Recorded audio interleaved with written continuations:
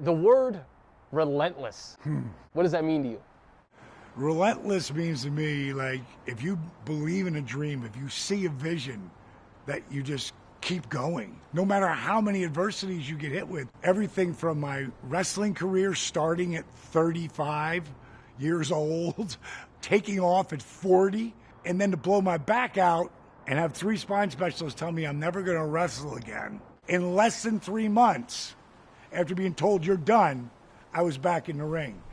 At 42, they said my career was over. At 43, I'm the heavyweight champion of the world. You talk about the late start you got in wrestling.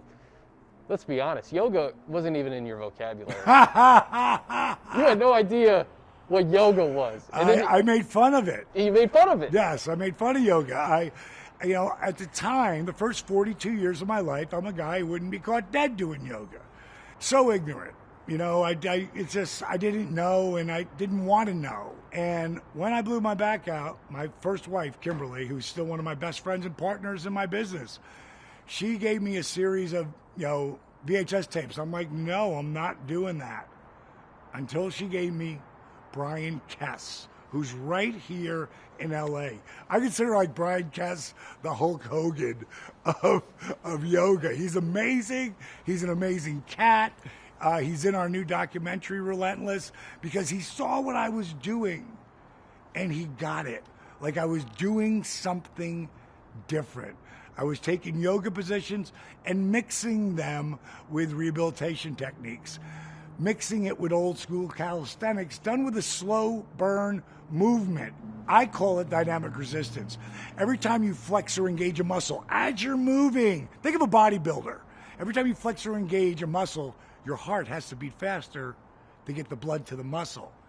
So what I created by accident was a workout that I'm branding DDPY today. Kick-ass cardio, dramatically increase your flexibility, strengthen your core at a whole different level, all with minimal joint impact.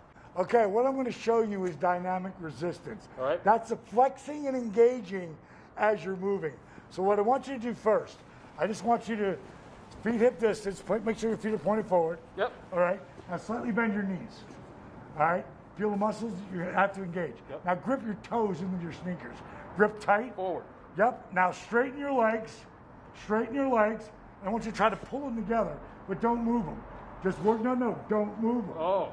That's working your adductors. I got you. Now tuck your tailbone and squeeze your glutes. And that's engaging to lower your body. Now reach out and grab the ball. Don't let me do this. Shoulders back. Open your fingers wide. Wide. That's awesome. Awesome. Tight. Now I want you with resistance. Think time under tension. Inhale. Take it up into touchdown. Now get some height. Get some leg. Come on. You're a big guy. Straighten those legs. Flex your quads. Flex your glutes. Exhale. Bring it down and push your thumb and index fingers together. Tight. Don't let me do that. Inhale. Take it back. Arms out to a T, clench your fist, hulk it up, brother. Yeah, tight. Inhale, tension, shoulders back, chest down. Good job. I would often say today that most yogis are very namaste. DDPY, way more TNA. And what I mean by that is tone and attitude. Because we're bringing it. Because of the dynamic resistance, I can get your heart rate jacked up sitting in a chair. Then the next workouts are chair to standing. So some people can stand and walk around. They can't stay there too long. They got to sit down. So I get you working up, standing up, sitting down. Standing up, sitting down, which gets you strong enough now to use the chair for balance, strength, breaking up scar tissue. So you can't tell me my workouts are too hard. I've eliminated all the excuses. And they go all the way to psycho extreme stuff. So, yeah, can they be really challenging? Oh, yeah. You work with the NFL. To be really truthful, maybe 20% of the guys in the NFL can hang with me. Wow. At my level. Really? Really. I've worked with so many guys. George Kittle. He does my program. Oh, yeah. He actually sent a a picture of him watching the NBA playoffs and on his other TV doing the program with his girl. It was pretty cool. When you have an all-pro and a Pro Bowler like that doing it? Yeah, right? One of the first guys to do it was Ben Garland, who is also on the 49ers. He's one of the guards up there, offensive guards. And he was playing for the Falcons for years. And he's a stud. It was so funny when I met him about 5 years ago. I said, so what do you do in the off season? He said, rehab. You know, when you're 6'5", 305 pounds, that's how, you know, if you really want to make it in a game, that's what you do. And my whole life is about rehabbing. You know, I'm going to be 65 April 5th, and I'm still a Ferrari, but I got 998,000 miles on me. So I know how to continue to keep my body feeling really good. The workout is a piece of that. The journey of DDPY. There was ups, there was downs. Oh, yeah. There's a name, Arthur Borman. When I say that name, Arthur Borman, and the impact that you had on his life, but the impact that he's had on DDPY. 100%. How would you explain that? I feel like God sent me to Arthur and Arthur to me. And the journey that we went on together, that started in 2007. And it was just amazing to see a guy, like my program isn't just about a workout.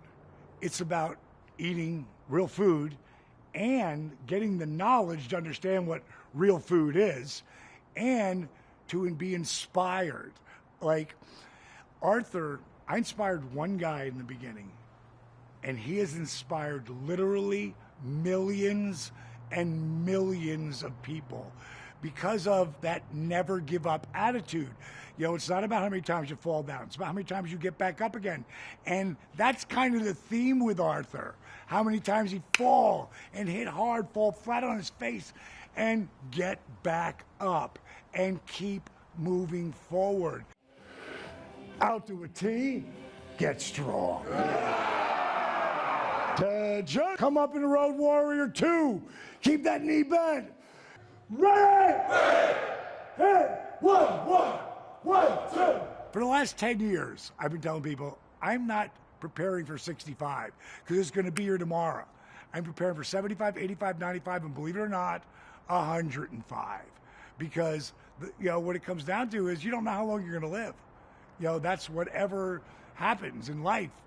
That could be from self, you know, pulling yourself down and eating garbage and not taking care of yourself to getting hit by a truck. It could all be over tomorrow.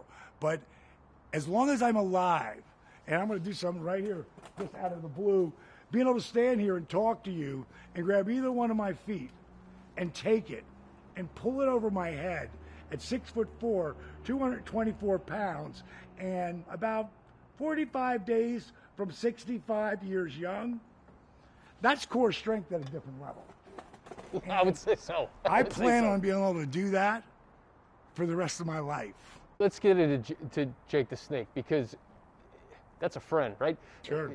The constant theme throughout the documentary is how you've inspired people. I see people with breakthroughs crying in your arms, Dallas, but I also see a guy like Jake, a friend, a mentor to you, who was at his lowest point, and you fast forward, he's in the WWE Hall of Fame. Right. And you're presenting him.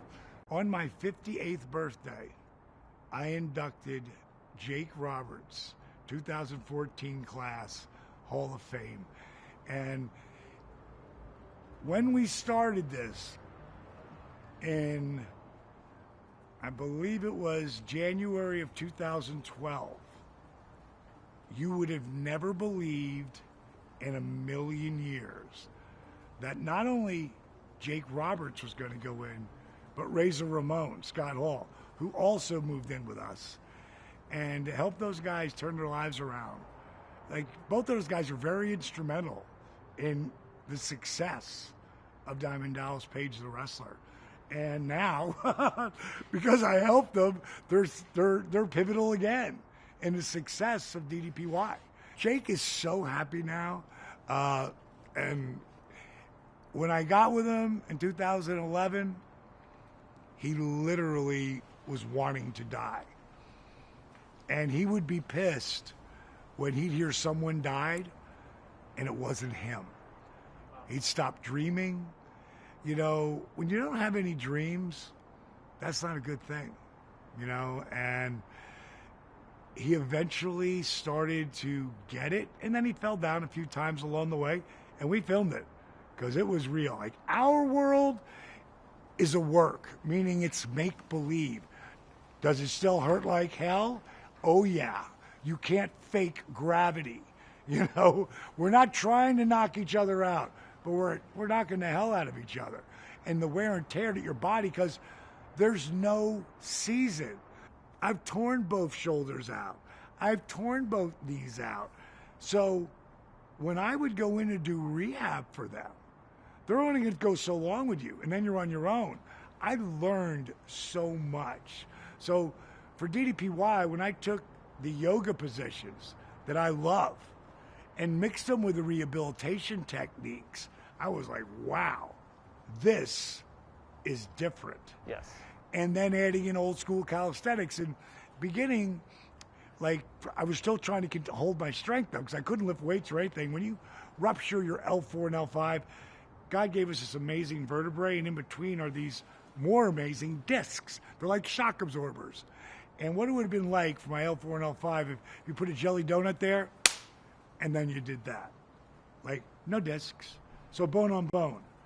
But I figured out, and I'd have to have one of my surgeon guys who know what that's about, how I'd pulled these vertebrae apart and created little muscles. It's all about the little muscles. The little muscles that I've seen are the ones that keep you from getting injured.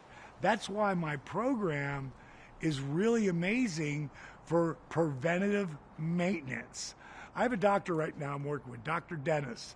He just started a program last week, and he's like, okay, how come every professional wrestler, not professional wrestler, he said, how come every professional athlete in the world is not doing this? I said, because they really don't know about it. And then when they start out, they think it's just yoga. So, I don't do yoga. You know, so again, that's where DDPY, it's going to take me 3 years, but eventually they'll call it DDPY. And like they did P90X. But what does P90X mean? That many people know what that means. Mm-hmm. But they know it was a great workout. Really big impact on your body, but it was a great workout. And they will know what DDPY means, because it'll be Diamond Dallas Page's yoga for people who wouldn't be caught dead doing yoga. It's a great segue into your partnership with NFL alumni. Right. These are guys who have gone 5, 7, 10 years in the NFL. Their bodies are beat up. Hell yeah. What has it been like working with these guys, and what has the program done for them? You're so used to the no pain, no gain thing that you still keep doing it. I'm going to keep doing my weights. Well, eventually, you're not going to be able to. It's the guys who get in early that really get it and will get the benefit. Eddie George, huge yogi. All yoga will help all athletes. Mine makes it more accessible, and I make it fun. Yeah. And it's at every single level. There's a lot of people who are still searching for their purpose. You found yours late in life. What advice would you give to people who feel like they're struggling with finding their purpose? You got to find something you love to do. You know, something that it puts a smile on your face. It makes you feel like you're not working. I am going to the masses, the people who need some kind of yoga in their life, and I make it accessible. That is harder than becoming a professional wrestler at 35 and a half. Steve Austin, you see him throughout Relentless. He talks about that. He would come in my room and go, D, what are you doing? What are you thinking? You're putting hundreds of thousands of dollars into the program, man. Kid, I just hate to see you waste your money like this. You know, He didn't see it because it wasn't his vision. It was my vision. That's where purpose comes from.